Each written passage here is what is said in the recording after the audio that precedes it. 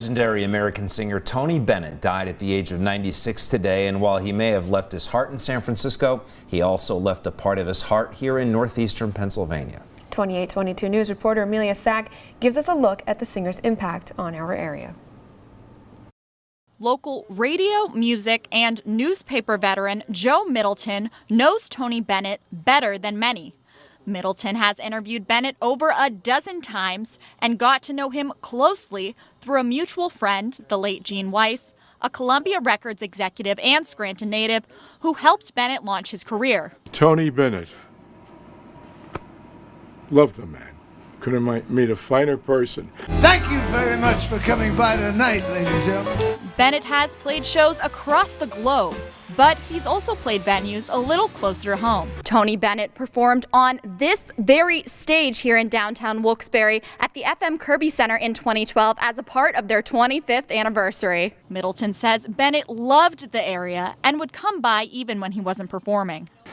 He just loves Scranton, Wilkes-Barre. He says, in addition to being an incredibly talented musician, painting was also one of Bennett's passions.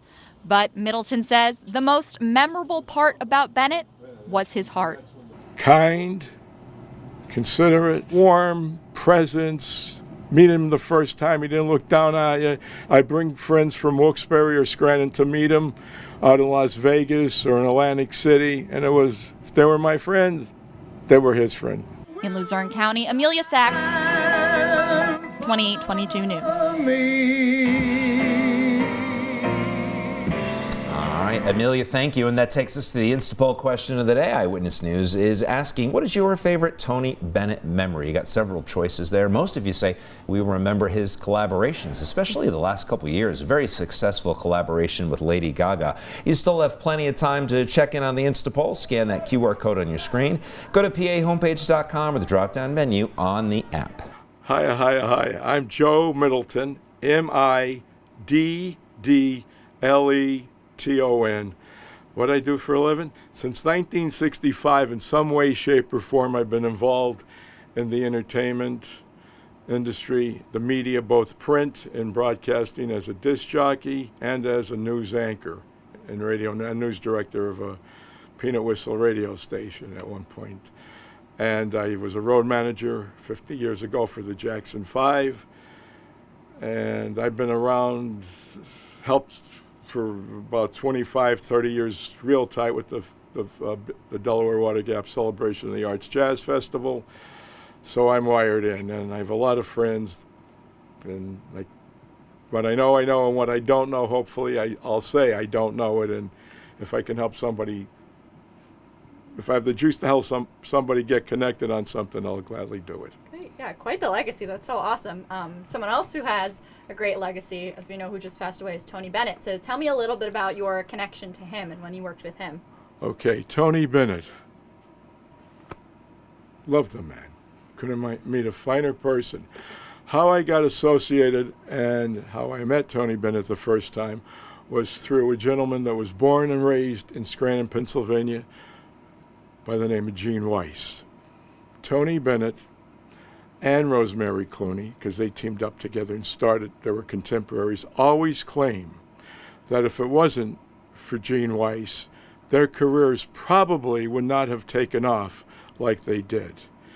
Gene started with a competitor who had a pressing plant in Scranton, Capitol Records, but he didn't tell Tony Bennett the first time he met him. He met Tony at a club over in Edwardsville, Pennsylvania, Jimmy's Glass Bar, while simultaneously Tony Bennett and Rosemary Clooney were playing an event, I believe, for the Chamber of Commerce at the Kingston Armory. So Gene went and, told them all about themselves. They kind of knew, because it's as big as the entertainment business is, too. It's minuscule, it's small. Somebody knows somebody, there's usually a connection. Gene took Tony and Rosemary Clooney around to all the radio stations at the time and the media that could help them out, even though they were on a different label. But the artist didn't know, Mr. Bennett, Miss Clooney didn't know. Gene was already hired, the deal was made. He was just running out his time with Capitol to go to Columbia. And from the minute in official capacity with CBS Columbia Records under the president, Gadad Lieberson, and Mitch Miller, who was an A&R. Gene had double duties as an executive in promotion and A&R. A&R means they pick and they the songs and promote and all that. So many times when Tony would come back to Scranton, Gene and I and whomever, we would go to dinner, like, say, Prino's, and Tony Bennett would fill in my head all about what this man did. He made my career. That would be Gene Weiss from Scranton, Pennsylvania. So over the years, working in the business and having the personal contact, Tony Bennett played many times here in the Poconos for Mount Airy Lodge. He loved the musicians that moved to Delaware Water Gap, and many of them recorded. When the man that picked his signature song, his pianist for years, Ralph Sharon, died, he had a pianist, Bill Charlap, and also a cat connected to the Poconos, Bill Mays. They were his accompanists.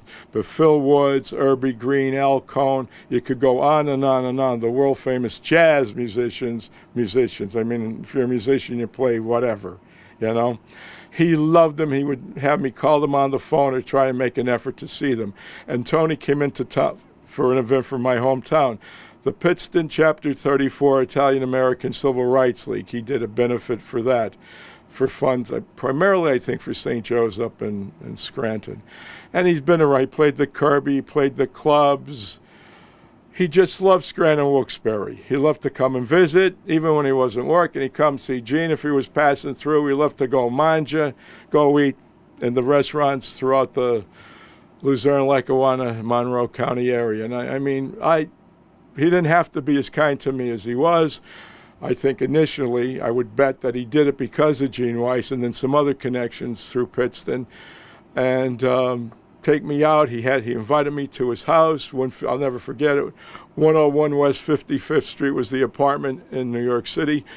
And many people probably aren't aware that besides his musical ability and great vocalist, fabulous artist, signing his works under his birth name, Anthony Benedetto. I mean, the guy, the Renaissance man. And it's a shame. Within 2 weeks, he would be turning another calendar, you know, on the turntable of life.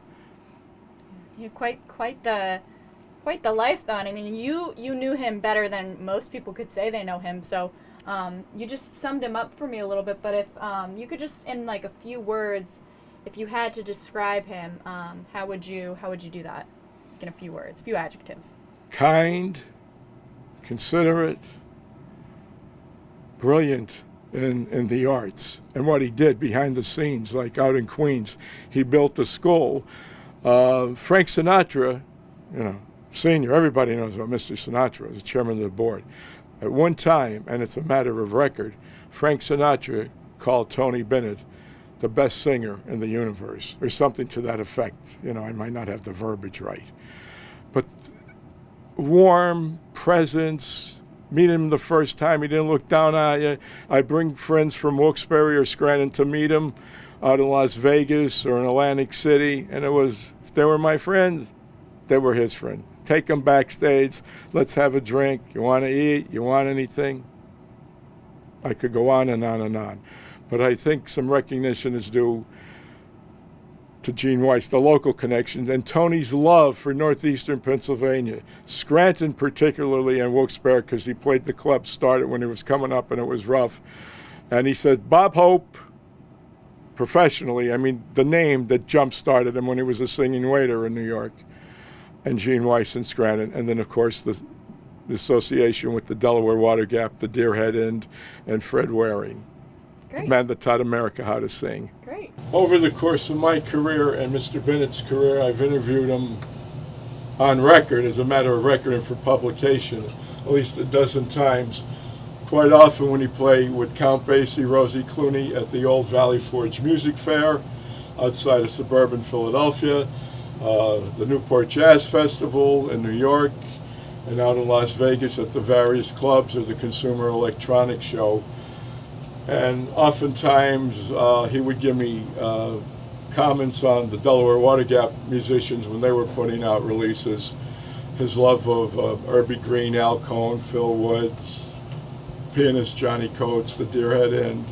He was on a bill with Count Basie and Rosie Clooney at the Valley Forge Music Fair. And he was in between a success. And this one came later, back when he was hot as a white hot, a rocket taking off thanks to his son.